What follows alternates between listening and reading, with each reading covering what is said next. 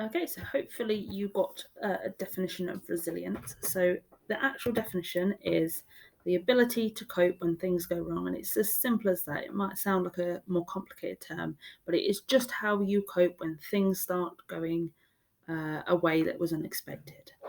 So why do we need resilience? Why is it important to be able to cope? So it's important because life is incredibly unpredictable. We never know sort of what's going to be coming our way, and we all have commitments. Like we have work, we have college, we have family, we might have kids and things like that. And so we can't just every time something doesn't go right, we can't just give up and not carry on. So we have to have this thing called resilience, and it's important to have that so that life can carry on. Um, and that we can still carry on with our commitments and within ourselves we can still be strong, happy and healthy despite things may not be going our way. And it can be incredibly difficult at times and it can still be stressful, but it's just how we deal with that. Okay, so how do you build this resilience? How do you become more resilient? So everyone has a level of resilience, but how do you build it up so that it's a healthy level? So resilience is like a physical strength. It's how you build your physical strength.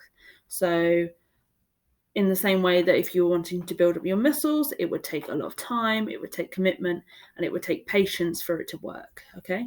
But here are some things that might help you. So positive thoughts, having a positive mental attitude towards things can really turn them around. If you sort of think like, oh, somebody bumped into your car this morning, that's devastating because you love your car and it's going to have to go into the garage to be fixed and things. But then you look at it on the positive side that actually you get to take the bus and see people that you might not. Or yes, you may not need to get a new car, but then you're going to have a new car and things like that. So it's just changing the way you look at things to be able to cope with them.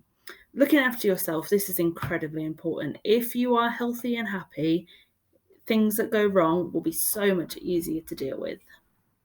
Keep trying.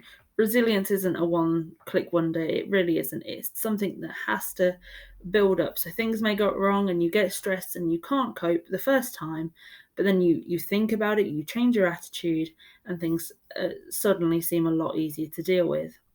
Talking to someone, having a great support network around you is so important. So that can be friends, it can be family, it can be people at the college. Not relying on them, but using them to confide in can really help. Learning from your mistakes, work towards your goal. Like I say, it's not a sprint, it's a marathon. It's going to take time. Looking for the positive in the situation, accept that change happens all the time. Sometimes it can be really hard to understand that we don't actually have the ability to control everything. So it's just about taking a step back, looking at what is in your control, what you can do about the situation, and letting go what you can't. Accepting that negative things can happen. Again, it's just accepting that's the way of life. There's nothing anybody can do to change that. Improving your problem solving skills. Again, this comes with time, just trying and seeing how you best deal with things. Finding things that help you feel calm. This comes with looking after yourself, whether it be reading a book, going for a run, just taking some time in a quiet room, whatever it may be. That helps you to do these things, okay? So these are some great ways that you can help build resilience. So just a quick question for you now. Who do you think is responsible for your resilience?